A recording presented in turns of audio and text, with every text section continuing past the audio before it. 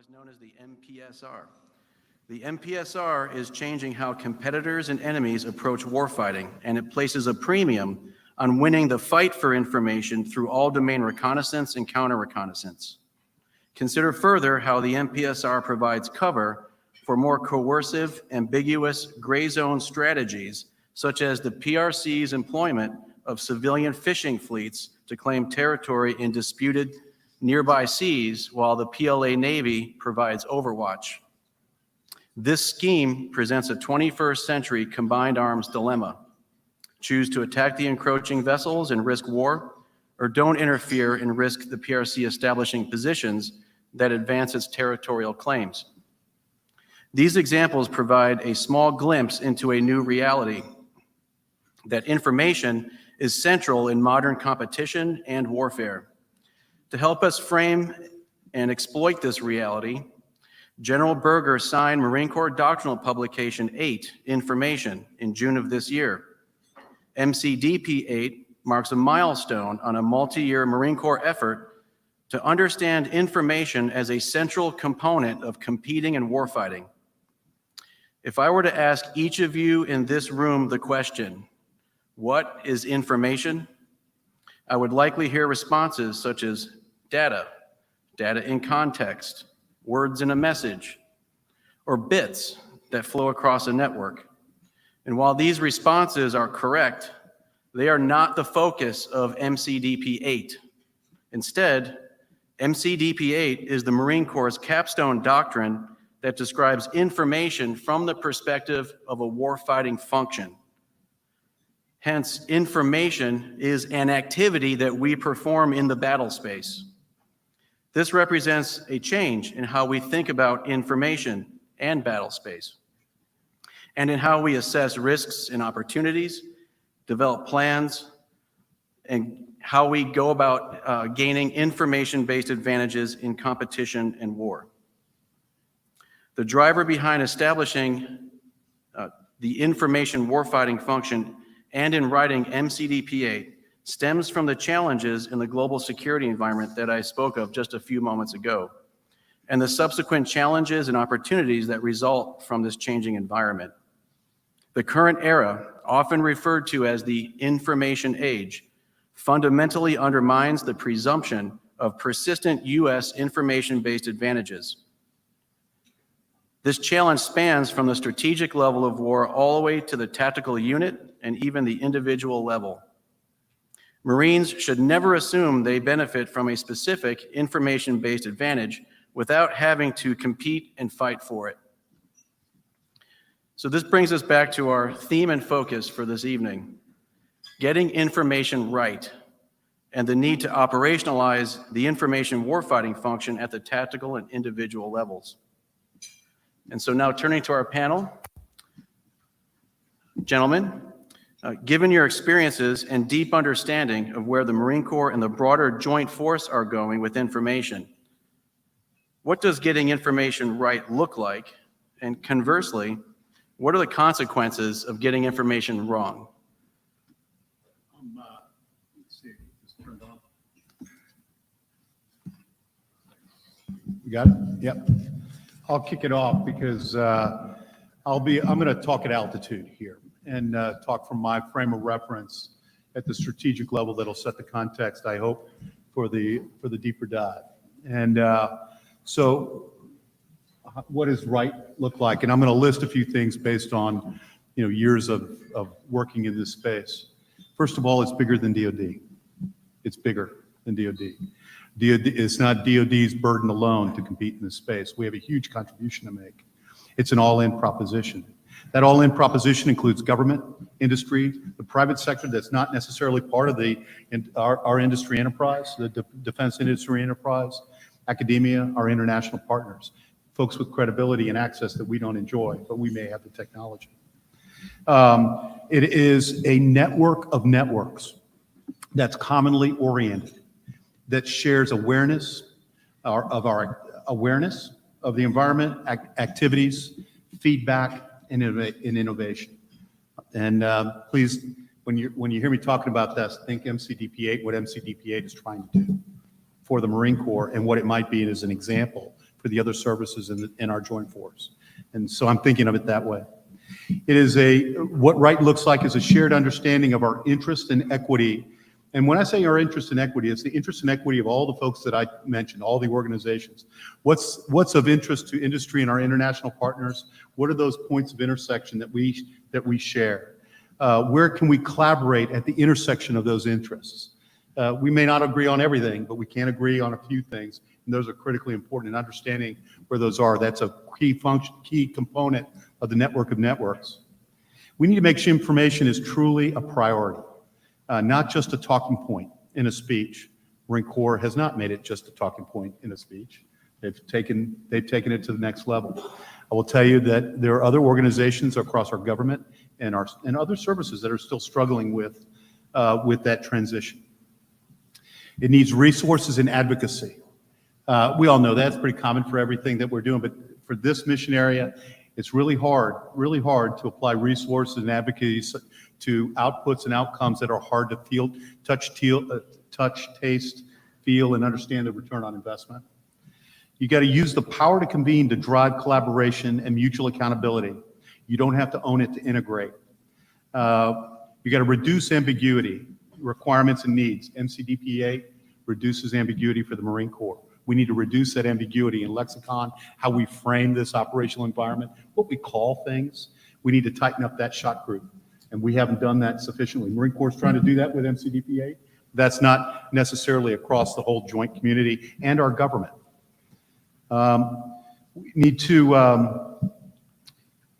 We need to help focus the efforts of the private sector innovation and empower that by, remember what I talked about, being clear and articulate about our requirements. It's a whole lot easier for industry when we're less ambiguous about what those requirements are in this space. We got to emphasize the intersection of at the hard and soft science, not just the cyber MSO. It's critically important. We have mechanisms, processes, acquisition strategies, test and evaluation for those. But where does that intersect the soft science, the cognitive space? Gray matter matters, and how that's integrated has to be a critical component of our what right looks like. We need engineering lab focused on OIE. We need to be able to and by the way, we need to take a nod from the Defense Science Board study of summer of 19 that recommends that we get at that the Defense Department get at. Also, Joint Requirements Oversight Memorandum 068, July of 19, that also says, hey, we need a way to reconcile our acquisition and our development in this space at the intersection of hard and soft science, because that right now does not have, and many of the senior leaders know that there's no shepherd for that. There's no designated senior advocate for that mission space when we talk about information. Comprehensive understanding of requirements and capabilities for the joint force, enterprise-wide visibility. How many times have there's been an investment or a requirement at one combatant command or one joint or service entity that's already being developed somewhere else, they just aren't aware? How do we reconcile that? Right looks like when we have common visibility. And then, and I already mentioned this, but this is critical. How do we reduce ambiguity in how we describe and prescribe OIE? Thank you, MCDPA. We got to reduce the gaps in the lexicon and understanding. And if we can't resolve this within our own Department of Defense, how can we have serious conversations with industry and our partners and about how we get at some of these problems? So right looks like when we have a clear understanding of the terms and a clear understanding of how we can have conversations in this space. If we don't do it, we'll continue to be relegated to be out-competed by our adversaries who in fact have prioritized, and we know this, have prioritized where they use these capabilities against to challenge our interests. Again, they're very thoughtful and have prioritized where they at the intersection of the cognitive space and the technical space to get at our interests.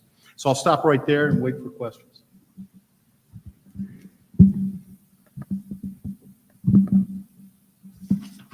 I'll try to pick it up, see if this works. You guys hear me? How about now? All right, awesome.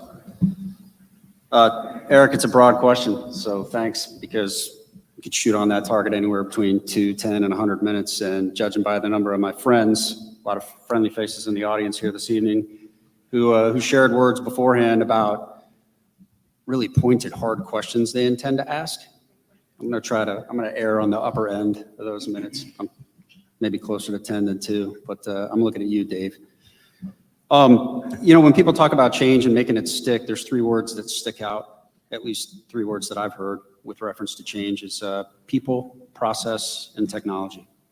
I'm going to spend time on 2 of those things anyway. I think process will, since everybody just ate, that's one of the 3 pillars I'll steer away from. I'll talk about people and tech a little bit, especially considering the company we're sharing this evening.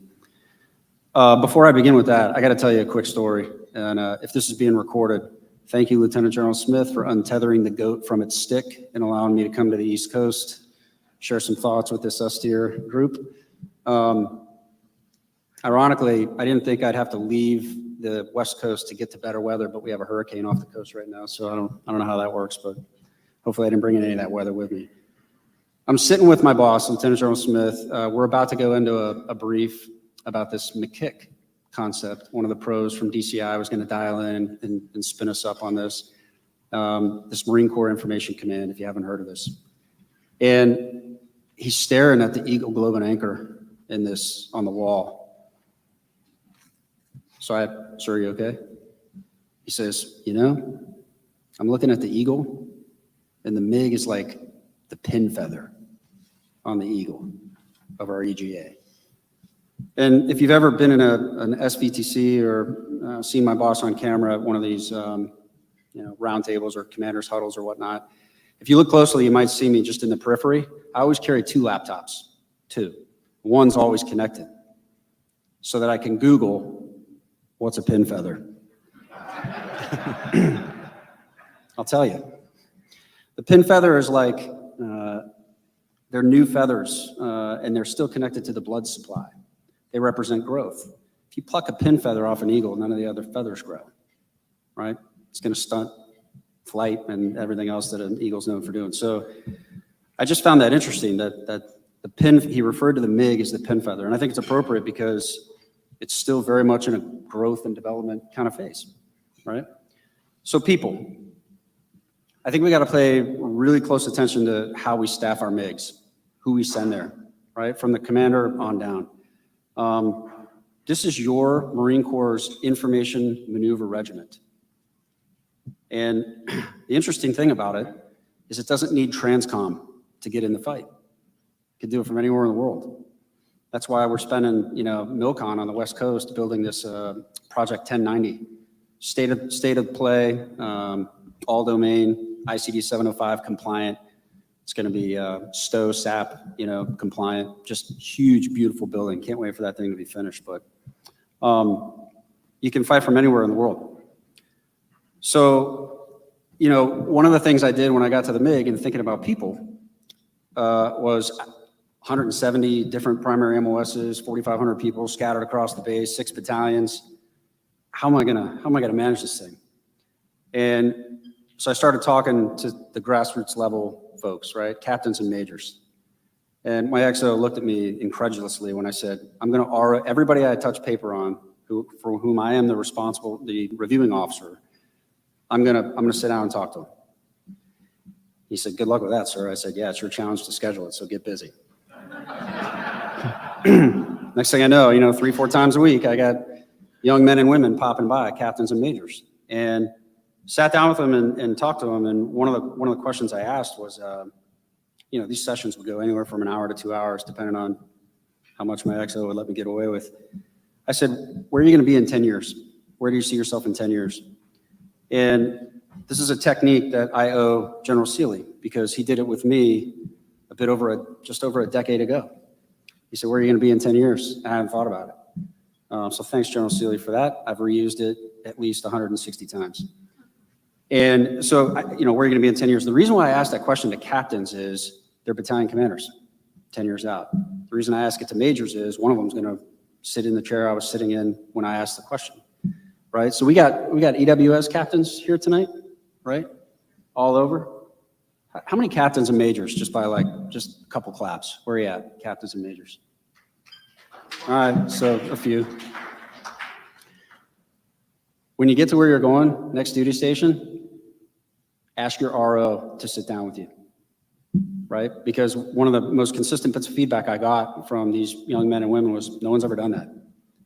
And it's not taking anything away from their RSs or battalion commanders for the most part, but it was enlightening for me, and it really set the course for how I wanted to kind of lead steer this relatively new thing by just hearing all their great ideas. At least one of them is here tonight, so let's talk about him first. Bevo, you out here? Ratcliffe, where are you, buddy? So Major Ratcliffe, right? One of the things I learned talking to these folks is, and if I could offer some constructive critique to our own services, we put a lot of emphasis on numerical designators, MOSs. They kind of matter in terms of how they shape your mental modeling and whatnot, but like Bevo's a 7588, he's an ECMO. I don't care, he's brilliant. So I put him on this only of its kind, first of its kind, single LPD deployment out to the Pacific on USS Comstock, except, and we called it Task Force Ellis, named after the late Pete Ellis, legend and hero of mine. Except we didn't put him on the boat, right? We sent Bevo to Singapore, and he got embedded with this Joint Task Force Indo-PACOM organization. If you're familiar with it, you know what they do. Phenomenal place to get influenced and even influence others. He comes back, I sit down with him, he goes, sir, I got this great idea. And he pitches me on it, and I said, well, you got to put that in front of the CG. So I think, what I give you, like a day's notice? I put him in front of the CG, like 24-hour notice, pitches this con up. I said, that's really good. Let's know the SecNav's coming tomorrow. You're going to pitch it to him. So he pitches it to the Secretary of the Navy. Fast forward, con up goes to Indo-PACOM. And what are we doing with it today? Well, initially it started out with putting Comstrators, right? PAO, for those of you not familiar with the way the Marine Corps changed its vernacular. We put Comstrators on U.S. Coast Guard cutters in the South Pacific, which was fascinating, and they were asking for it, by the way. So this is, for those of you familiar with Advantage at Sea, Tri-Maritime Strategy, this was that, like, in motion. We actualized it, right? All on this concept. Well, today, that same seed, that same idea from this major has grown into a multi-domain approach, including Indo-PACOM approved MISO, Military Information Source Operations. That's blended with a Comstrat approach, and it's backed by a multidiscipline recon, counter-recon collection platform that's on its fourth heel-to-toe rotation in theater. How do we get information right? Do more stuff like that. Get ideas from the grassroots and give them a little space, a little bit of an audience, grease the skids for those con-ops to go up, get approved, and just watch what'll grow. So thanks, Bevo. You taught me a lot, man. One other captain I'll tell you about, and then I'll stop on people and switch over. Had a guy named Kyle Mako. Kyle Mako was an 1802 who lost his ride in 2019. For those of you not familiar, 1802 is a tanker, armor, MOS. Force design decisions were made. We did away with tanks. Mako loses his ride. I said, hey, man, we're going to call you an Uber. Cool, MOS. Send you off to Colorado, give you some space training. We bring him back into this MiG formation on the information command, the ICC, our watch floor, if you will, and made him a space planner. So we start doing stuff with our naval partners down the road, the 3rd Fleet guys, and wouldn't you know it, they're like, hey, can we borrow Kyle? Kyle, where do you live? Sure, I live in San Diego. Gas is expensive. Would you like to work at 3rd Fleet? He literally could paddleboard to work from his apartment. So I said, fine, you can borrow him for 90 days. It was kind of an under-the-table sort of personnel swap. I gave him a Marine captain. They gave me a Navy captain. I thought that was a pretty good switch.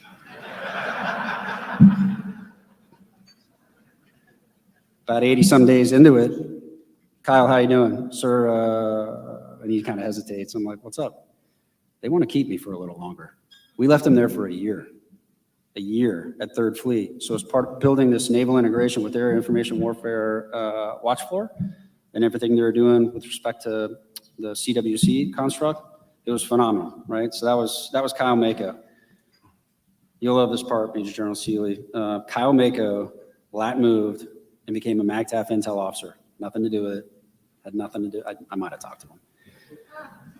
And he is back serving on the ICC at 2 MiG. So there's a repeat offender, right? So wash, rinse, repeat these guys, send them out, get them some schooling, and then get a return on that investment, just like Austin was talking about. You gotta look for the ROI on these guys. Anyway, I could go on about process and whatnot, but let's, given the audience, again, technology, talk about that for a second, and then I'll turn it over to Brian Russell here. Room full of industry tonight, right? Partners who can help us the most with this. Have you ever seen a graph that depicts like the information growth?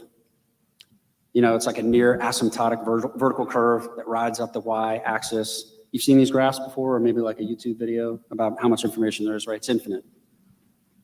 Whenever I see or hear somebody pitching on one of these graphs, I do a little bit of mental graffiti in my head, and I draw a stick figure all the way out to the edge of the x-axis, 6 feet tall to scale, ruggedly handsome, like my partner here. And then I draw a line from the head of that stick figure all the way back to the y-axis and label it cognitive saturation. The gap, the chasm between that near vertical information growth and that horizontal line from the melon back to the y-axis, that's what we need your help in industry closing. We need technology to help process the infinite number of either new or recycled ones and zeros to help us make better sense of it and to do it with incredible speed, to accelerate our understanding, you know, of what's going on in the information space, because the human, him or herself, has a hard time with it. I'll give you a tactical example of this on the watch floor. We say in the MIGs, like, sense, make sense, act. The watch floor is essentially there to make sense and act or enable others to act. At least that was my experience out on the West Coast. Imagine this challenge. You've got to gather disparate data from all over, bring it to a central node, normalize it, visualize it, in order to accelerate understanding to make rapid, informed decisions. That's essentially the purpose of the ICC that was built into the MIGs. And we got all kinds of tools to help us with this. If you've ever heard of like Pulse, community engagement, target audience analysis, pre-data, decrypt, there's a ton of tools out there. There's mission partners here tonight, right? We've taken advantage of those who are proximate to Camp Pendleton. We've tapped into Viasat with a software as a service thing. Can I say that, Jim? I'm not spilling trade secrets or anything. My friend Jim Robinson is out there, and you know it's amazing to be able to leverage you guys to help us close that gap, right? So that's a piece, and then there's one that's kind of emerging that we just started with a contract through McWill with Anduril, which is just north of the base there in Orange County. And one of the things we're hoping to explore and experiment with is how, to your point, Austin, we can find that nexus between hardware and software, or hard and soft science, but in this case, using software to help close that gap. So it's kind of a mix a little bit from my experience, if you will, and hopefully I chewed up some of the hard questions out there. But I'll shut it off there and turn it over to Brian.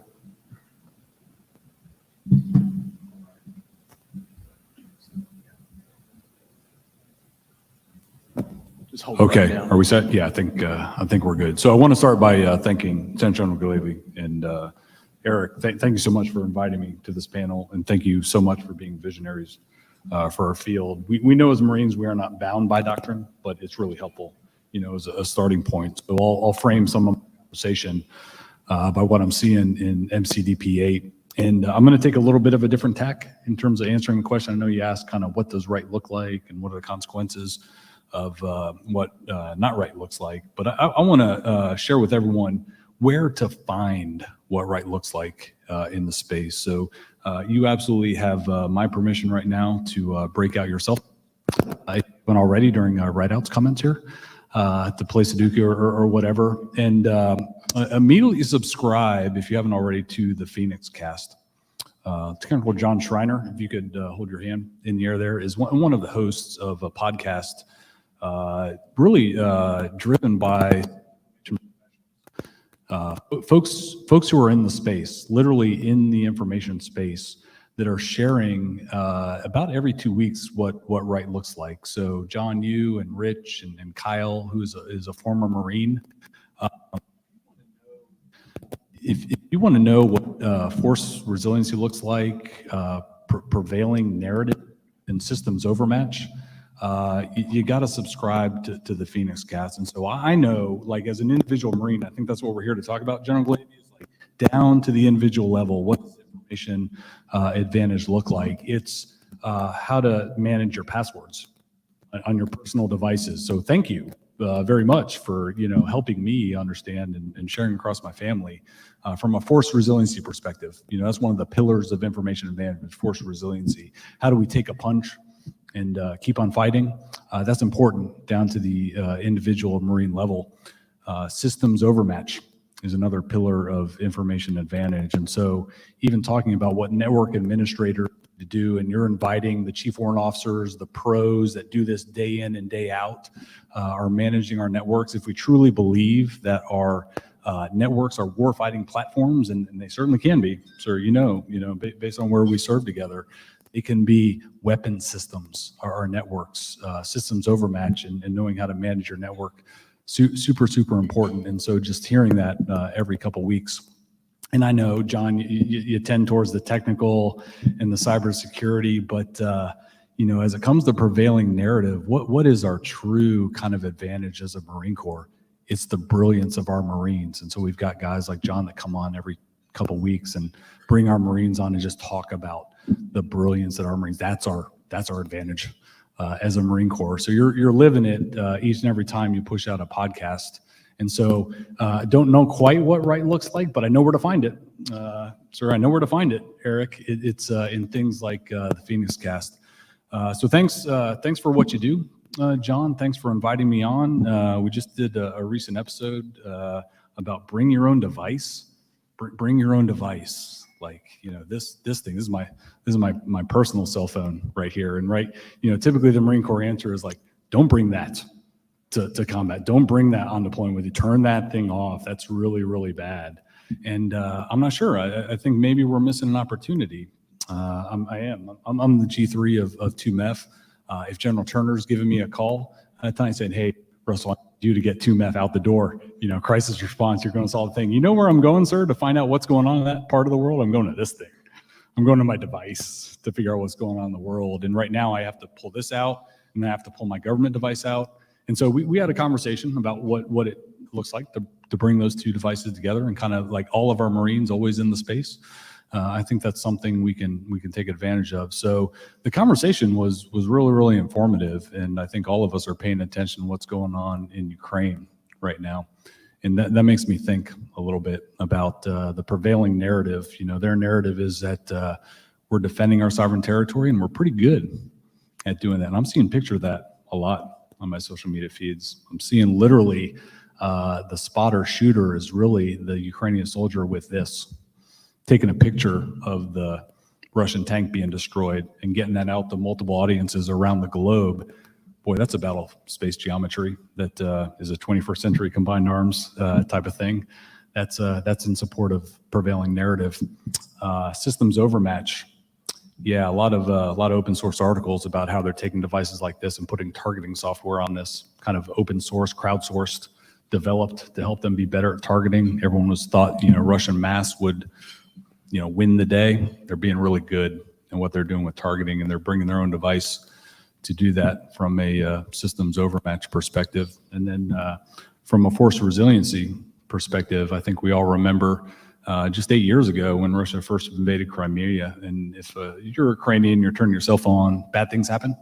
Russian artillery rounds showed up. Well, they've learned from that. So I think we can certainly train our Marines to be, use their technology in an appropriate manner, and really have a force resiliency perspective. The cyber war that wasn't, sir, right? In Ukraine currently, they train themselves to do that. So I think we can do that. I think that's what kind of right looks like, Eric. And we don't have to look very far to find what right looks like. And I'm sorry, Chris Woodbridge isn't here. I think Sarah Cohen, you're here in the audience. So I guess you have to help everyone sign up for their Gazette subscription tonight as they leave the door. Just pull September's issue of the Marine Corps Gazette, and they're putting a lot of information in there about what right looks like. And have an article in there about 21st century combined arms, but you've got Marines writing about what they're doing, what they're experimenting in the space, all domain effects down at the tactical level in Air Naval Gunfire Liaison Companies. You've got officers in radio battalions writing articles. General Groen, sir, like, Sigener's writing in the, kind of open. It was like, oh my gosh, and they had to go through all the pre-publication for that, but they're doing it. And so I think I would encourage all of you, the podcast, the Gazette. I don't know exactly what right looks like, but a lot of our Marines are experimenting with that, and that's where to find it, what right looks like. And as much as we can do as leaders in the Marine Corps to encourage our Marines to continue to communicate and write about what they're doing in the space, I think we're all better for it. All right, thank you, gentlemen. I appreciate your comments, your insights, and your experiences. Heard some really great themes here. One, it's bigger than DoD. All right, this is a societal issue. We need clarity of task, purpose, focus, and resources. This is about partners.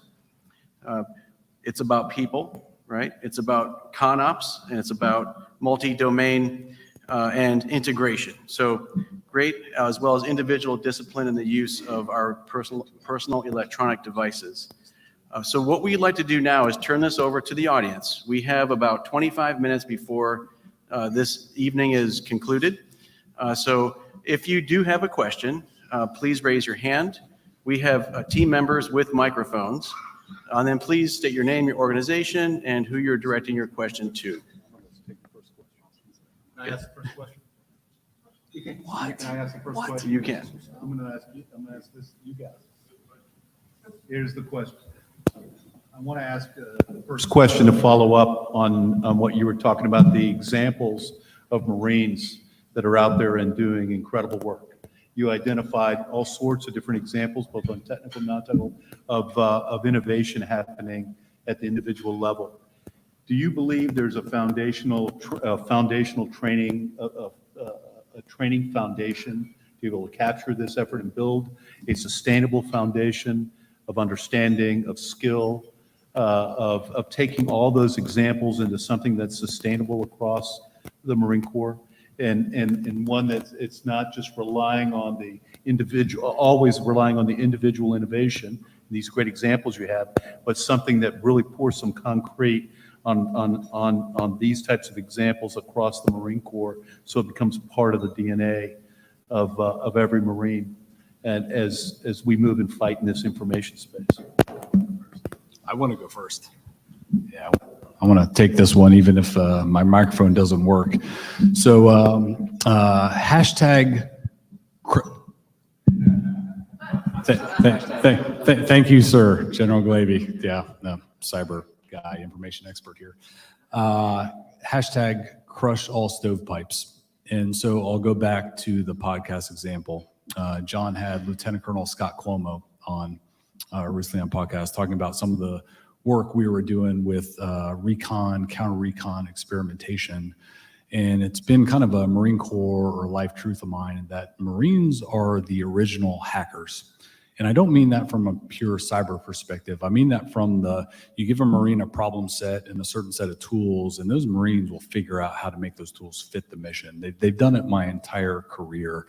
I had I'm an artillery officer growing up. I had a fire direction center operator back this is 1998, who was literally reprogramming IFSAS. That's the predecessor to FATIDS, literally reprogramming the system to run, less operating speed so it would not shut down in the middle of 29 Palms because of the heat. Literally, that Marine was capable of doing that. I had Marines, Hank Brown is a good friend of mine in the audience here. We were working out at 1st Battalion, 12th Marines, artillerymen. You remember our communicators took this thing called EPLARS, as a position reporting location system, and we figured out it was a great kind of bandwidth pipe. And so, hey, we'll just pipe our FATIDS information over it. It's a great fire support coordination system. So Marines are like the original hackers. And so I think a lot about what are we doing nowadays to enable our Marines to just use the technology, use the tools they have to repurpose them for the current need. And so thank goodness for Scott Cuomo mentioning Sergeant Eggleston on the podcast he was on. And Sergeant Eggleston was one of my GEOINT Marines that I put inside this information command center. She's a GEOINT Marine. by trade, right? She's just supposed to look at map stuff. And so she is part of literally repackaging the maritime radar and the appropriate waveform to pass the targeting information through an Estonian mock back to the 6th Fleet mock. She's a G winner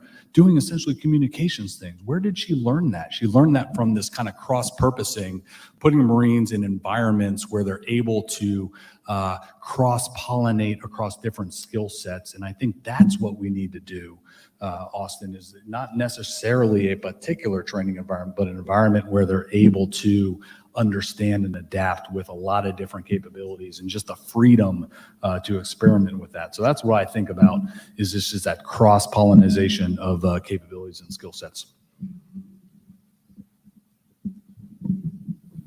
Get them out in the dirt and make it hurt. SLTE, MWX, right? When I was looking at the scan in the roster, I saw Lieutenant General Furness was going to be here this evening, so I was going to go back to 2019 and tell some stories, but I don't have a fast enough getaway car. So I'm going to hold on that story and brag a little bit about Major General Turner's Blue Diamond this past spring out in 29 Palms. If there's any question that learning is occurring vis-a-vis signature management and the information space, here's a little story about 1st Marine Division with a live adversary off of 2nd Battalion, 2nd Marines. And the commander from, by the way, 2nd Battalion, 2nd Marines was 2MEF's IBX-30 battalion. So they were equipped with all kinds of whiz-bang gadgetry. They had precision munitions, similar to like Switchblade, all kinds of bleeding edge tech, right? And weapon systems. So 1-4 goes out there. They know this. I guess they get a threat brief. And sir, you could probably tell the story a whole lot better than me since you were there. But 1-4 was tasked essentially with clearing an objective held by 2-2. That's just kind of the essence of it, right? They know a little bit about the capabilities they have. They do some research on, you know, the whole kill chain, right, from 1s and 0s and how they get passed from sense to shoot. And so the 1-4 commander and his staff decide, hey, we're going to use a little information related capabilities. We're going to use space-based electronic warfare tools, and we're going to neutralize the adversary's loitering munition capability. So 1-4 starts maneuvering to gain a foothold. 2-2 tries to turn their stuff on. By the way, 1-4 knew as they're going through the same envelope that they're having an effects on, they planned, they mitigated the effects of their own C2 systems and through comm relays and pre-planned comm windows.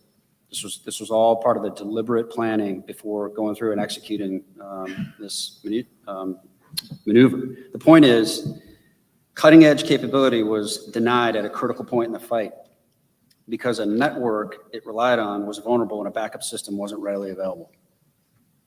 So 1-4 CO used signature management, planning, and execution, right? And I guess the takeaway, get in the dirt and make it hurt, right? You tend to remember things that are painful. We don't want to remember this vulnerability when we're out in a 1st or 2nd island chain somewhere when our adversaries are employing the same kinds of techniques against our fires EABs. So get in the dirt, make it hurt, go to the field, experiment, don't be afraid to fail. We're going to learn sensationally from failures. So I think, 29 Palms has a world-class facility. There's world-class training all over.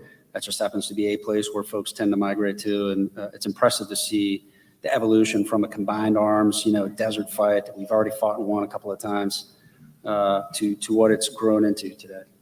That's what I would offer. Thank you, gentlemen. All right, for the audience. Hello, sir. Gentlemen, Eddie Pena, Lexman Solutions. First question, I want to direct it to Colonel Rideout. Of course, the panel can answer, but I want the Colonel Rideout to lead the answers. These opening topics sounded a lot like a book that you might have heard of because you're a well-read individual by Rick Hayes Roth called Hyperbeings. And a topic he talked in one of his paper called Valued Information at the Right Time. You familiar with that work, sir? Yeah, the VERT concept. I figured you would. You're a well-read individual. As we saw, Russia has failed, I think, as a layman, in getting close to that model where they're getting that valued information at the right time and being able to use it. China doesn't have to play by the same rules that we do. They're not a democracy. They don't have to play fair. So do you think we are on par as we talk about near-peer threats? Do you think us and China, we're on par, or are we a little bit behind because we don't play by the same rules? And if we are, how do we catch up while still having to play by those rules that we do? Remember when I alluded to those loaded questions at the beginning? All right, thanks, Eddie. There's a lot there. Do I think we have competitive advantages in the space? I do. And you can talk about, hardware, software, human glueware, the wetware. I think our innovative spirit and our Marines kind of can do, like refuse to accept no, refuse to accept failure. We just have a winning spirit. It's part of our ethos, it's part of our culture. And I believe as long as we create space for them to continue to innovate, I think from an American culture perspective, we got a lot of that going on, and we've got a system of government that won't necessarily crush that. We have an economic society that was essentially built on competition, and in the sense that, let's hear all the best ideas and may the best one prevail and become wildly profitable. And if multiple people are competing for that wild profitability, that's a good thing. I haven't spent a lot of time inside China. I've spent a lot of time studying China. I don't know that they share that same base that we have. Some would assess that they're catching up to it. I guess we'll see. But I think the innovative spirit of our individual Marines and sailors, just, I saw some amazing stuff in my 2 years at the MIG. I continue to see it as the Chief of Staff of the MEF, just from a broader perspective. And it's alive and well. So I know this was directed at my battle buddy, Brian Rideout, but I know he just would not believe this was an information panel if I didn't mention an OIE truth, which is humans are in fact more important than hardware. And I believe everything he says about that. It's like our Marines are our competitive advantage. But here's the thing I know I have that China doesn't have, and that's friends, that's allies, that's partners. And so growing up as an artillery officer, I know even my experiences in, say, Afghanistan, where I was essentially establishing a targeting cell with my good friends from the UK in Helmand Province, and we were working a target set. And maybe I couldn't strike that under my rules of engagement, but I was like, hey, mate, here's a target. What do you think you can do with that? And they're like, crack on. So it's the same thing in the information space. And General Glavy and I know this from our experiences up at Fort Meade, is that we have a lot of allies and partners with pretty significant capabilities and authorities to crack on in the information space. And whatever we can do to maximize that, I think, is to our competitive advantage. That's what we have to counter the China threat. Marine Corps aside, in their leadership that we've already talked about, not only with MCDBA, but decisions by senior leadership in the Marine Corps to make this a priority area. This is not the same across our government.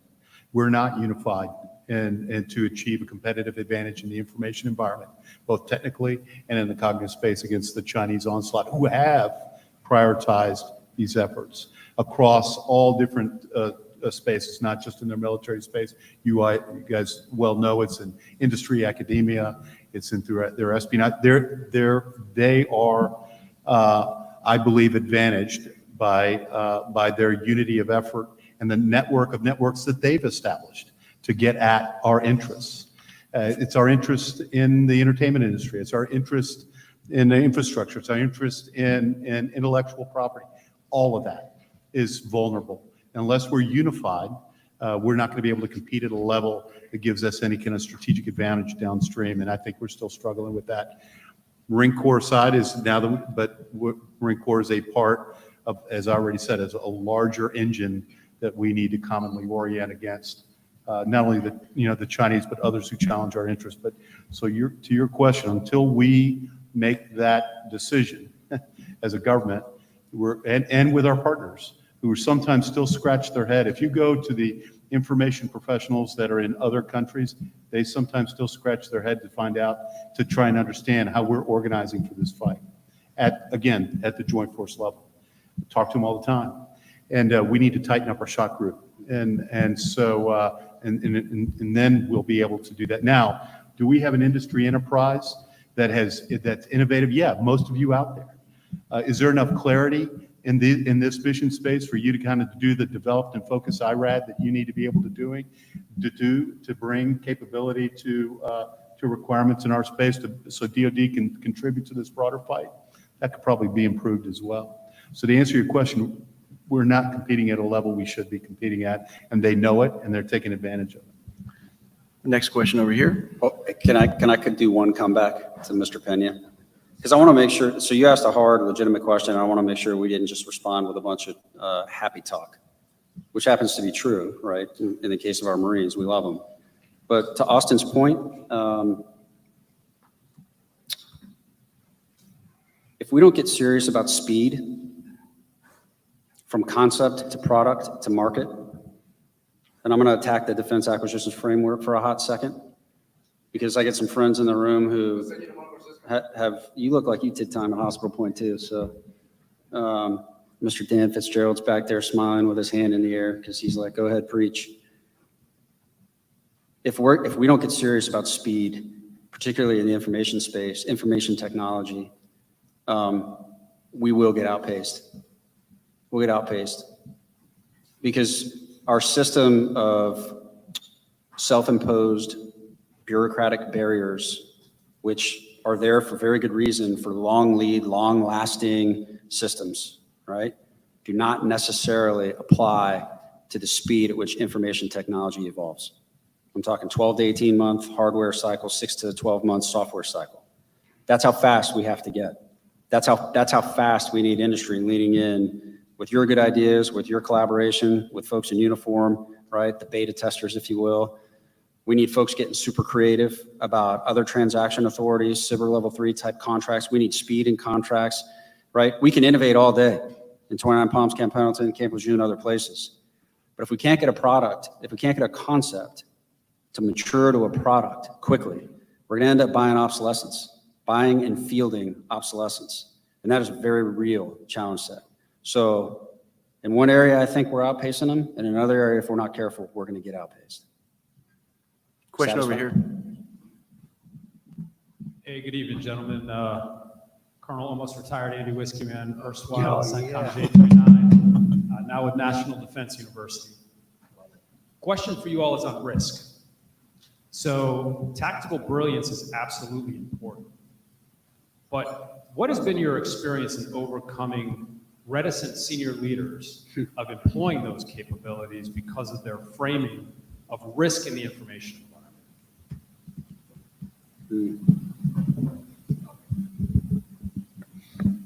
Andy, as you know, that's been the kryptonite to a lot of navigating the authorities and permissions and all the different policy pathways necessary to mitigate the risk you talk about. It wasn't that long ago that Chris Mayer, the ASD for Solic, was talking about that was the biggest burden he was trying to deal with when making policy decisions to support, to enable his information forces to do their job. Let me give you an example of what's happening right now. You guys probably saw the Stanford report is a couple of weeks ago on web operations and that influence web operation that's going on in DoD and what they're saying about that. The violations of terms of service, Meta is complaining about that. So we have to navigate all that. The political pressure associated with that, with Meta coming to the NSC and then to the Department of Defense to say, hey, we got a problem with DoD and terms of service violations.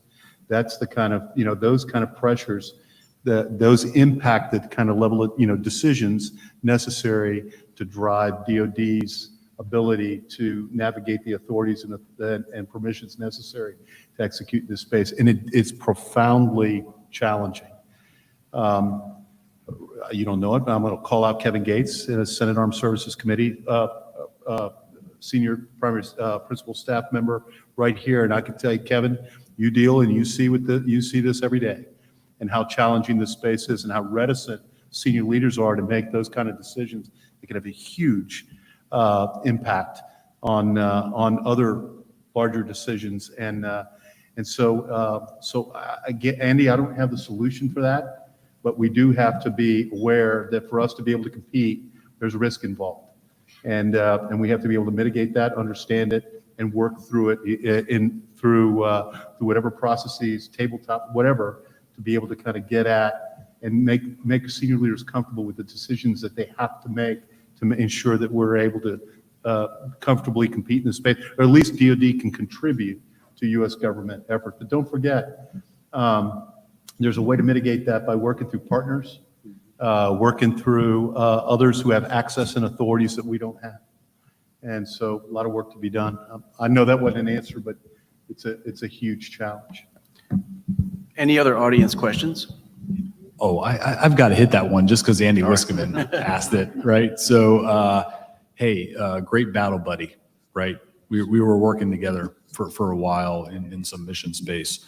So I think whenever you talk risk, I think maybe the first question is who owns the risk, right? So we work together in terms of, I want to shut this thing down, this network, this system, from a cyber perspective, and we'd have kind of the intel side of the community go, don't shut that down because I'm getting great stuff out of that. But hey, who owns the risk? It's the commander in charge of his intel gain loss or operational gain loss discussion. So I think we need to benchmark it there.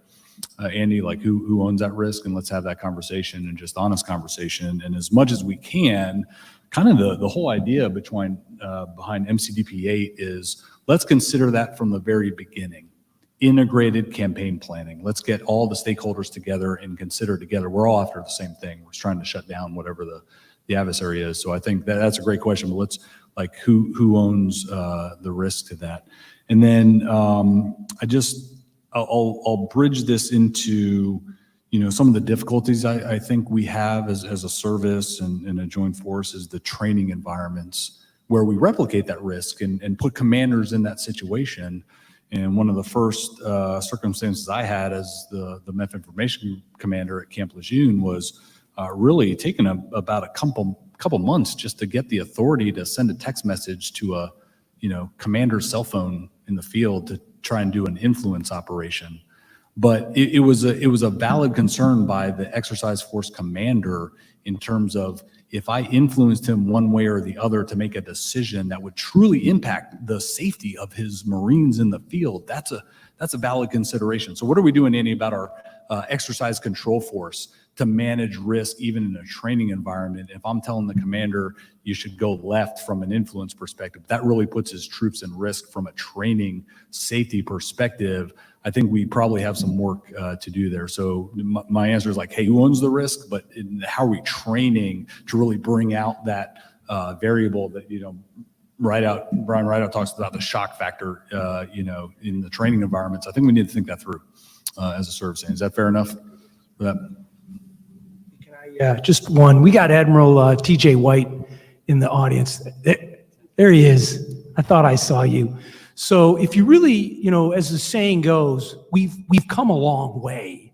TJ was there at the beginning when they put Cybercom together, when they were thinking about putting it together, when they didn't have any authorities, didn't have any computers, if I could be so bold. But TJ and others like General Nakasone, they were Batman and Robin putting it together to the point that we're at today, that if you show up with game, if you're good at just like anything we do, right, with game and you got all the legal, lawful review and execution in place, you'd be surprised. And it's been evolutionary, never fast enough.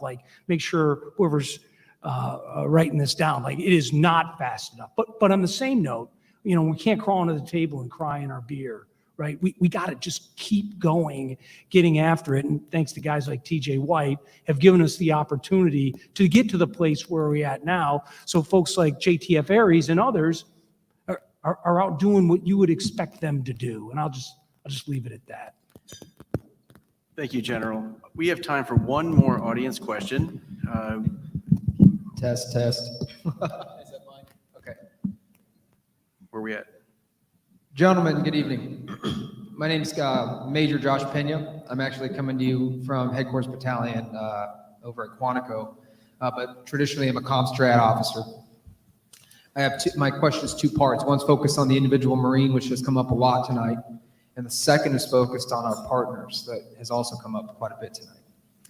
I just want to start with a quick observation I made. The Marine Corps made a huge investment in me and sent me to San Diego State University on Marine Corps Dime. I learned a lot about research in the communication world and how to anticipate human behavior based off raw, real data, right? But one of the most impactful observations I made was that 4 of my professors were Chinese citizens. They were doing academic research on US citizens and gathering invaluable data on how we behave. And that blew my mind on the investment, right? For the Chinese government to say, yes, you can go become a professor in the United States and research the American public. So my question is, what are the discussions being had about how are we getting the return on investment on our educated Marines? The CCLIP board, the CPIP board comes out, Marines go, they get education, they learn hard research in the academic level, then they come back and they do payback tours. I don't believe that the majority of them are doing their payback tours and applying the knowledge that they've done in research in their day-to-day jobs, because that takes time and it takes resources. And I've had actually more than one conversation tonight about assessments and folks that are in those positions right now, serving the Marine Corps and the Joint Force, and saying we don't actually get the time and resources needed to do proper assessments and research. So I think for speed, there needs to be time invested and resources invested to help those great minds come up with the data and the assessment. So I'm wondering what conversations are happening at the DCI level about what are we going to do with that, or are we looking at pouring more money into sending folks to get to that master's, PhD level academia. And then the second question is about conversations that are being had at the MAR4 level and at the Combatant Command level about how we're engaging OIE with the partners. So my last tour was MARCENT, and we had a lot of deep, tough conversations about why are our bilateral, multilateral events with our partners not involving OIE? Why is OIE something we do on the back end to see how well we did, how well it was received? Why are our partners and us not wrestling and struggling with the whole idea of how do we approach OIE? Because when it comes to wartime, battle time, can we trust that their OIE system is going to work as fast as ours, or ours is work as fast as them? So those conversations, just curious to know what else is happening at the DCI level with regards to the MAR4s out there. Are we looking at solutions to that, or really changing how we approach that partner engagement? That's all I got. Hey, I'll give you guys the partner question, but I'll take the graduate education piece. Marine Corps, we don't do a lot of things right, but here's one place that, based on our boarding process, we've been able to take young men like you and Greg Carroll, who works for me, also a San Diego State grad.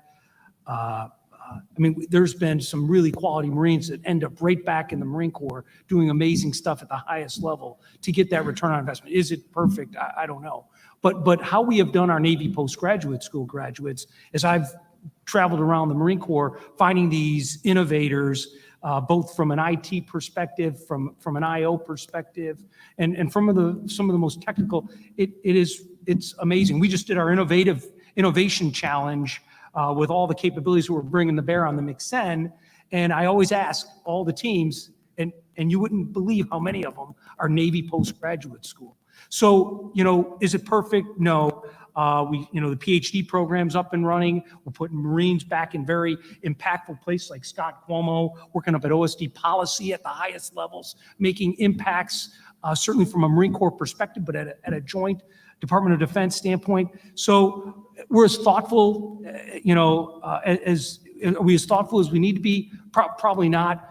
Are we going in that direction? Absolutely. And everybody thinks just like you. How do we get the most out of our Marines. We just had a Marine, God help us, F-18 a pilot going to be finish the space program out at Navy Postgraduate School. We're going to send him to be the monitor, right? God help us, right? So we're not perfect. We're not perfect, right? But we caught it. Like we caught it. We say, hey, that ain't going to happen. It's not going to happen. And it didn't, and we fixed it. But, we're not perfect. But we're small enough to kind of get enough, 2 or 3 people know about it. Everybody knows about it. Hey, that ain't going to play well because somebody's going to ask a question like, why'd you send this guy to be a monitor when you send him to Navy Postgraduate School? So that's just the first question. Thank you, General. I'm sorry to announce, but we are at the end of our time. We should table that OIE discussion. It's a great question and would like to have that as a sidebar after. And if anyone's interested, join us Josh, at come table find me. 5. So, but we're gonna end this now. And sir, I'm gonna turn it back over to you for your closing comments. Again, I just want to close out by thanking General Cerati and all the great work. This doesn't happen by chance. I would also tell you that the success of these MiGs, the success of the innovation, has a lot to do with the 38th Commandant. He was a co-editor as we put MCDP-8 together. He believes in this. He was the first one out of the chute as he signed it to be out at the Hudson Institute, doing all the things that you would expect from a campaigning standpoint to truly understand how the Marine Corps is going to make a difference in this space. Because we're small enough, to Austin's point, to do it. It doesn't take a lot for the Marine Corps to turn. There's only one 4-star with command authority in the United States Marine Corps, and that's our Commandant. So it's easy to turn when he says turn. And this is an area that he has been a great advocate for. So what does right look like? Right looks like from the top down, you get your prioritization straight to make sure you move in the direction that Austin talks about. And you got somebody backing you up, literally going to the hilt to make sure this is important to all our Marines and they understand it. Okay, again, thank you so much for all the distinguished guests. I see Mike Rohn, we didn't recognize him, TJ White. There's so many other great folks out there. But again, thanks for coming, and hopefully we'll see you at the information dinner, awards dinner in April. Back over to you, General Cerati.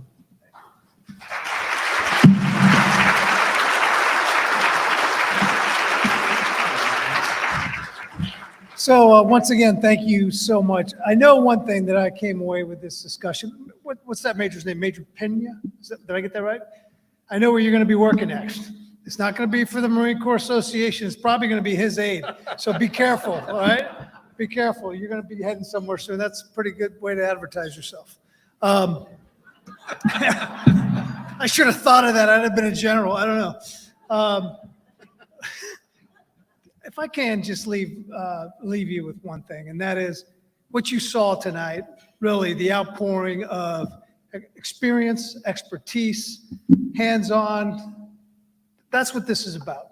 Getting out there and really having the exchange of ideas, professional dialogue, so that what they do, our DC for information and the team, is clear and concise so that you can then take that and understand the challenges that they face. I think that was a fantastic job you all did tonight. Please, another round of applause for our panelists.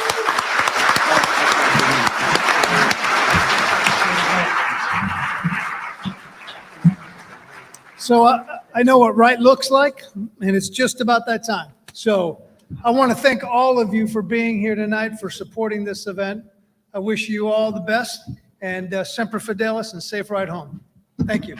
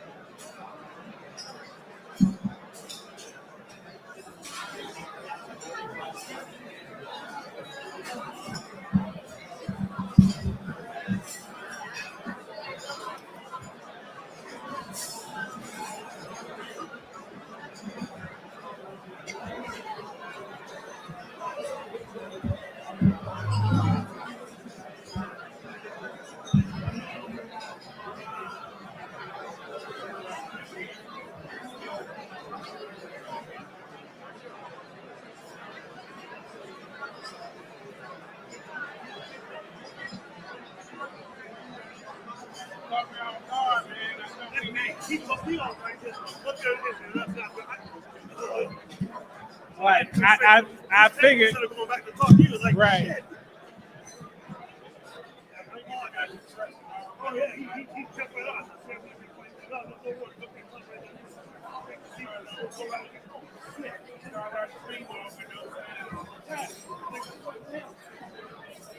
It's all good.